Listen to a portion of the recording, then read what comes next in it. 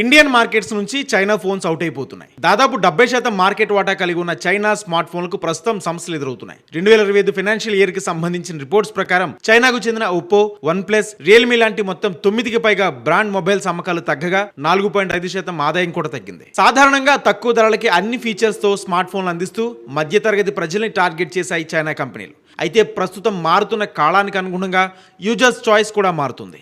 2023 వరకు తక్కువ ధరల ఫోన్లను ఎక్కువగా కొనుగోలు చేసిన వినియోగదారులు ఇప్పుడు ప్రీమియం సెగ్మెంట్ వైపు మారుతున్నారు. సో 40,000 పైన సెగ్మెంట్ ఫోన్స్ కి డిమాండ్ బాగా పెరగగా ఈ ట్రెండ్ కారణంగా 20,000 సెగ్మెంట్లోని ఎక్కువ మార్కెట్ వాటాను కలిగి ఉన్న చైనా కంపెనీలను ఇది కొంచెం బ్యాడ్ న్యూస్ అని చెప్పొచ్చు. ప్రీమియం సెగ్మెంట్లో సామ్సంగ్, యాపిల్ డిమాండ్ పెరుగుతుండగా చైనా బ్రాండ్లీ సెగ్మెంట్లో జస్ట్ 5% షేర్ మాత్రమే కలిగి ఉన్నాయి. దాదాపు దశాబ్ద కాలం క్రితం ఎక్కువ ఫీచర్స్ ఉన్న ఫోన్లను తక్కువ ధరలకు అందించడం పట్టణ, గ్రామీణ ప్రాంత వినియోగదారులను ఆకర్షించడంతో అత్యధిక మార్కెట్ వాటాను దక్కించుకున్న చైనా కంపెనీలకు ఇప్పుడు అదే వినియోగదారుల చాయిస్తో మార్కెట్ వాటాను కోల్పోతూ డిమాండ్ కూడా తగ్గిపోతుంది. ఒకవేళ ప్రీమియం సెగ్మెంట్లో ప్రొడక్షన్ పెంచితే పెద్ద బ్రాండ్స్ని తట్టుకుని ఎంతవరకు నిలబడతాయనేది కూడా ప్రశ్నే. ఫైనల్గా ప్రజల చాయిస్ ఇలానే కొనసాగితే భారత మార్కెట్లో కొన్నాళ్లకు చైనా ఫోన్స్ కనపడవు.